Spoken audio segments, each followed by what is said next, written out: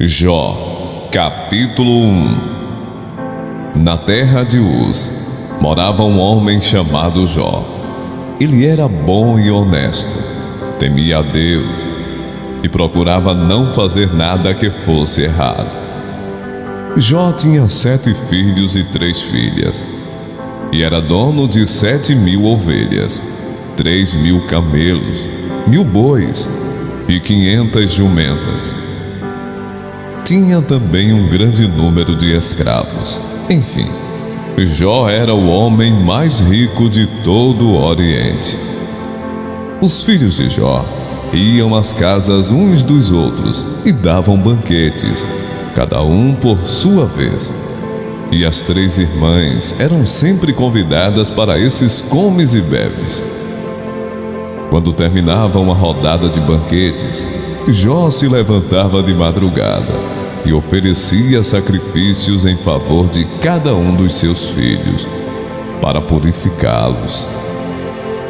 Jó sempre fazia isso porque pensava que um dos filhos poderia ter pecado, ofendendo a Deus em pensamento.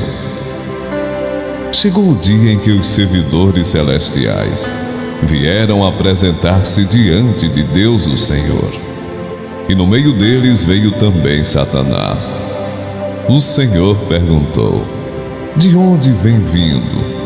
Satanás respondeu: estive dando uma volta pela terra, passeando por aqui e por ali. Aí o Senhor disse: você notou meu servo Jó? No mundo inteiro não há ninguém tão bom e honesto como ele. Ele me teme e procura não fazer nada que seja errado. Satanás respondeu: será que não é por interesse próprio que Jó te teme? Tu não deixas que nenhum mal aconteça a ele, a sua família e a tudo que ele tem. Abençoas tudo o que Jó faz. E no país inteiro, ele é o homem que tem mais cabeças de gado. Mas, se tirares tudo o que é dele, verás que ele te amaldiçoará sem nenhum respeito. O Senhor disse a Satanás: pois bem, faça o que quiser com tudo o que Jó tem, mas não faça nenhum mal a ele mesmo.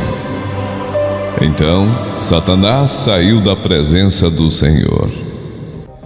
Um dia, enquanto os filhos e as filhas de Jó estavam num banquete na casa do irmão mais velho, chegou à casa de Jó um dos seus empregados que disse: nós estávamos arando a terra com os bois, e as jumentas estavam pastando ali perto. De repente, os sabeus nos atacaram e levaram tudo. Eles mataram a espada os empregados, e só eu consegui escapar para trazer a notícia. Enquanto este ainda estava falando, veio outro empregado e disse: raios caíram do céu e mataram todas as ovelhas e os pastores. Só eu consegui escapar para trazer a notícia. Enquanto este ainda estava falando, chegou um terceiro que disse: 3 bandos de caldeus nos atacaram e levaram os camelos. Eles mataram a espada os empregados e só eu consegui escapar para trazer a notícia. Enquanto este ainda estava falando, chegou mais um que disse a Jó: os seus filhos e as suas filhas estavam no meio de um banquete, na casa do seu filho mais velho. De repente veio do deserto um vento muito forte, que soprou contra a casa, e ela caiu em cima dos seus filhos. Todos eles morreram. Só eu consegui escapar para trazer a notícia. Então Jó se levantou e, em sinal de tristeza, rasgou as suas roupas e rapou a cabeça. Depois ajoelhou-se, encostou o rosto no chão e adorou a Deus. Aí disse assim: nasci nu, sem nada, e sem nada vou morrer. O Senhor deu, o Senhor tirou, louvado seja o seu nome. Assim, apesar de tudo o que havia acontecido, Jó não pecou, nem pôs a culpa em Deus. Chegou de novo o dia em que os servidores celestiais vieram apresentar-se diante de Deus o Senhor. E Satanás também veio no meio deles. O Senhor perguntou: de onde você vem vindo?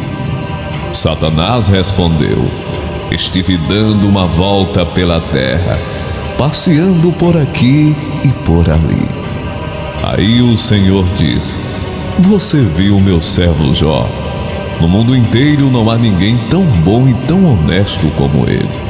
Ele me teme e procura não fazer nada que seja errado.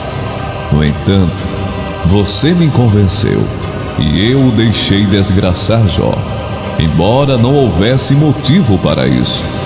Mesmo assim, ele continua firme e sincero como sempre. Satanás respondeu: é só tocar na pele dele para ver o que acontece. As pessoas não se importam de perder tudo, desde que conservem a própria vida. Agora, se estenderes a mão e ferires o corpo dele, verás como ele, sem nenhum respeito, te amaldiçoará. O Senhor disse a Satanás: pois bem, faça o que quiser com Jó, mas não o mate. Aí Satanás saiu da presença do Senhor e fez com que o corpo de Jó ficasse coberto de feridas horríveis, desde as solas dos pés até o alto da cabeça. Jó sentou-se no monte de cinza e pegou um caco para se coçar. E a mulher dele disse: você ainda continua sendo bom? Amaldiçoe a Deus e morra! Jó respondeu: você está dizendo uma bobagem. Se recebemos de Deus as coisas boas, por que não vamos aceitar também as desgraças? Assim, apesar de tudo, Jó não pecou, nem disse uma só palavra contra Deus. Jó tinha 3 amigos: Elifas da região de Temã, Bildade da região de Sua e Zofar da região de Naamá. Eles ficaram sabendo das desgraças que haviam acontecido a Jó e combinaram fazer-lhe uma visita para falar de como estavam tristes pelo que lhe havia acontecido e para consolá-lo. De longe eles não reconheceram Jó, mas depois, quando viram que era ele, começaram a chorar e a gritar.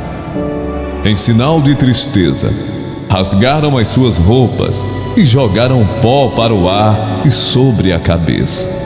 Em seguida sentaram-se no chão, ao lado dele, e ficaram ali 7 dias e 7 noites, e não disseram nada, pois viam que Jó estava sofrendo muito. Depois disso, Jó abriu a boca e amaldiçoou o dia do seu nascimento, dizendo: pereça o dia do meu nascimento, e a noite em que se disse: nasceu um menino. Transforme-se aquele dia em trevas, e Deus lá do alto não se importe com ele, não resplandeça a luz sobre ele. Chamem-no de volta às trevas e à mais densa escuridão. Coloque-se uma nuvem sobre ele e um negrume aterrorize a sua luz. Apoderem-se daquela noite densas trevas. Não seja ela incluída entre os dias do ano, nem faça parte de nenhum dos meses. Seja aquela noite estéril, e nela não se ouçam brados de alegria. Amaldiçoem aquele dia os que amaldiçoam os dias e são capazes de atiçar o Leviatã. Fiquem escuras as suas estrelas matutinas, e espere ele em vão pela luz do sol, e não veja os primeiros raios da alvorada, pois não fechou as portas do ventre materno, para evitar que eu contemplasse males. Porque não morri ao nascer, e não pereci quando saí do ventre. Porque houve joelhos para me receberem e seios para me amamentarem. Agora eu bem poderia estar deitado em paz e achar repouso junto aos reis e conselheiros da terra, que construíram para si lugares que agora jazem em ruínas, com governantes que possuíam ouro, que enchiam suas casas de prata. Por que não me sepultaram como criança abortada, como um bebê que nunca viu a luz do dia? Ali os ímpios já não se agitam, e ali os cansados permanecem em repouso. Os prisioneiros também desfrutam sossego, já não ouvem mais os gritos do feitor de escravos. Os simples e os poderosos ali estão, e o escravo está livre de seu senhor.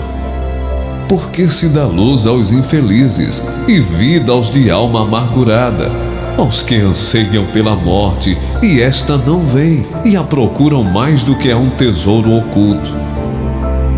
Aos que se enchem de alegria e exultam quando vão para a sepultura. Porque se dá vida àquele cujo caminho é oculto, e a quem Deus fechou as saídas. Pois me vêm suspiros em vez de comida, meus gemidos transbordam como água.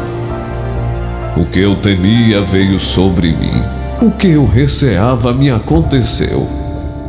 Não tenho paz, nem tranquilidade, nem descanso, somente inquietação.